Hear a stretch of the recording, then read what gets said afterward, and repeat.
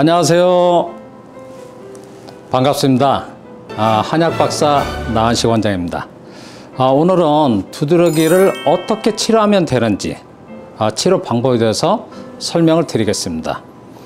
두드러기 증상이 처음으로 발생하면 증상이 가벼운 경우에는 한 2일이나 3일 정도 참고 있다가 피부과에 가기도 하지만 증상이 심하게 나타나는 경우에는 피부과에 바로 가셔서 치료를 시작하기도 합니다. 두드러기 증상이 처음으로 발생한 경우에 피부과에서 약을 처방받아서 복용하면 가벼운 증상인 경우에는 바로 효과가 있어서 낫는 경우가 많습니다.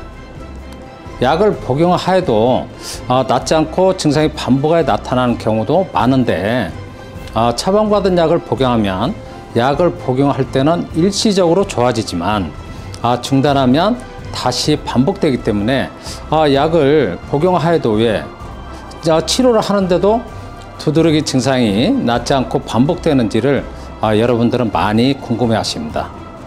두드러기 증상이 심하지 않은 경우에는 항히스타민제만 처방받아 복용하지만 증상이 심하면 아마 병원에 가셨을 때 주사를 맞고 또 항히스타민제나 스테로이드제를 처방받는 경우가 많습니다. 항히스타민제나 스테로이드제는 두드러기 증상을 근본적으로 치료하는 약물이 아니고 일시적으로 완화시켜주는 약물이어서 치료하여도 증상이 반복하여 나타나는 경우가 대부분입니다.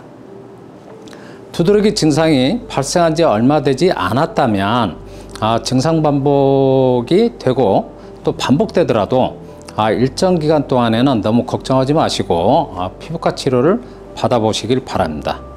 그런데 위와 같은 이제 치료를 하여도 낫지 않고 두드러기 증상이 반복하여 나타나면 큰 병원에 가서 치료를 받아야 하는 것이 아닌가라고 생각하시고 또 큰 병원의 치료 방법에 대한 기대를 많이 하게 되지만 그동안 해왔던 피부과에서 치료했던 방법과 큰 병원의 치료 방법은 큰 차이는 없습니다. 두드러기 증상의 치료 약물은 항히스타민제와 또 증상이 심한 경우에는 스테로이드제인데 이 약물을 복용하여도 낫지 않으면 큰 병원에서는 사이포렌이라는 면역 억제제를 처방받아 복용하는 경우가 많습니다. 면역 억제제인 사이포렌이라는 약물이 두드러기 증상의 근본적인 치료 약물은 저는 아니라고 좀 생각을 하는데 그래서 사이포렌을 복용하여도 두드러기 증상이 낫지 않고 반복되는 경우를 저는 주변에서 많이 보았습니다. 피부과에서는 두드러기 증상이 발생하면 치료를 하여도 평균 3년 6개월 정도는 치료를 해야만 증상이 치료가 된다는 통계는 나와 있지만 두드러기 증상을 치료해도 낫지 않고 10년 넘게 또 어떻게 보면 평생 동안 고생하시는 경우도 있습니다.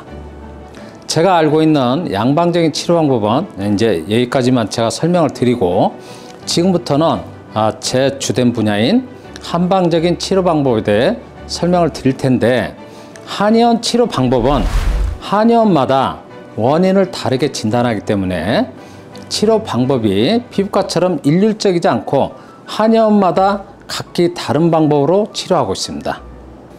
예를 들어서 열이 많아서 두드러기 증상이 발생하는 것으로 진단하면 열을 내려주는 방법으로 또 독소가 있어서 두드러기 증상이 발생한다고 진단하면 해독하는 방법으로 치료한다든지 또 오장육부에 문제가 있어서 발생한다고 진단하는 경우엔 문제가 있는 장기를 치료하는 방법으로 등등 한의원마다 각기 다양한 방법으로 치료를 하고 있습니다. 저는 두드러기 증상의 원인을 피부의 독립적인 작용 중에 체온 조절 작용이 떨어져서 발생하는 것으로 원인을 진단하기 때문에 체온 조절 작용이 정상적으로 이루어지도록 피부 기능이 정상적인 기능을 회복할 수 있도록 치료하고 있습니다. 피부 기능을 어떻게 회복시킬 것인가, 사실은 치료에 있어서 중요한 방법인데 피부는 몸의 일부분이죠. 그래서 몸의 기능을 활성화시켜주는 데 중점을 두고 치료하고 있으며 몸의 기능이 정상적으로 이루어지도록 하는 방법으로 치료합니다. 일시적으로 증상을 완화시켜주는 대증요법의 치료 방법이 아니고 피부가 정상적인 기능을 할 수 있도록 체온 조절 기능이 정상적으로 이루어지도록 하는 방법이어서 치료할 때만 증상이 좋아지는 것이 아니고 치료 후에 증상이 재발되지 않도록 하는데 치료 목적을 두고 두드러기 증상을 치료하고 있는 것입니다. 여러분들이 두드러기 증상으로 피부과에서 처방받은 항히스타민제나 스테로이드제를 복용하면서 치료하여도 낫지 않고 증상이 반복하여 나타나고 또 항히스타민제는 또 평생 복용해도 사실은 몸에 무리를 주지 않는다는 설명을 들어왔기 때문에 두드러기 증상에 대한 근본적인 치료를 포기하고 지내는 분들이 많습니다. 그리고 한의원에서 치료를 했는데도 낫지 않아서 한방적인 치료에 부정적으로 생각하시는 어떤 글들을 제가 좀 보게 되는데 한의원마다 원인도 다르게 보고 치료 방법도 다르기 때문에 혹 한의원에서 치료하여 원하시는 치료 결과를 얻지 못했다고 하여도 한방 치료를 부정하는 것은 적절하지 않은 판단이라고 저는 생각합니다. 두드러기는 원인을 정확하게 진단받고 치료하면 10년이 넘은 아주 만성적인 아주 오래된 두드러기 증상이라도 한방적인 치료 방법으로 치료가 잘 되는 증상이니 여러분들은 치료에 자신감을 가져도 됩니다. 여러분들이 가장 궁금해하시는 구체적인 처방, 또 약물 구성, 또 치료 기간, 이 내용에 대해서는 두드러기 증상과 체질에 따라서 각기 다르기 때문에 여기에서 제가 일률적으로 여러분들에게 말씀을 드리지 못하는 점은 양지하여 주시길 바랍니다. 저희 한의원에 내원하여서 두드러기 증상을 치료받는 모든 분들에게 치료하기 전에 항상 같은 말씀을 드립니다.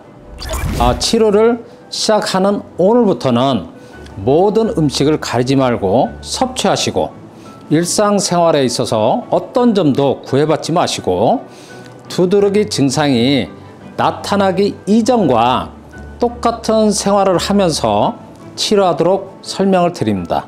이런 설명은 오랜 동안 두드러기 치료를 임상을 해오면서 두드러기 증상으로 고생하신 분들이 원하시는 그런 치료 결과를 얻도록 하는데 전혀 문제가 없었기 때문에 제가 자신 있게 여러분들에게 말씀드리는 것입니다. 그리고 두드러기 증상을 치료하면서 두드러기 증상을 빠르게 치료하기 위해 권해드린 방법이 있는데 그 방법은 실내에서 유산소 운동을 하거나 반신욕을 반드시 하도록 말씀드립니다.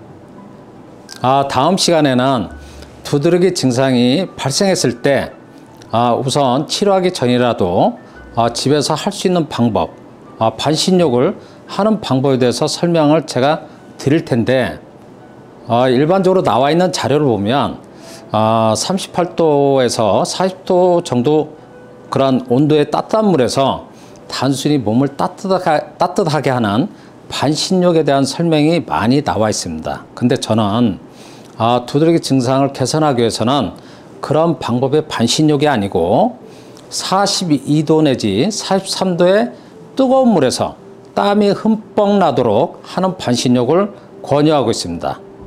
다음 시간에 반신욕을 어떻게 하면 좋은지 구체적인 반신욕 방법에 대해서 자세하게 설명드리겠습니다. 지금까지 제 설명을 경청해 주셔서 감사드립니다.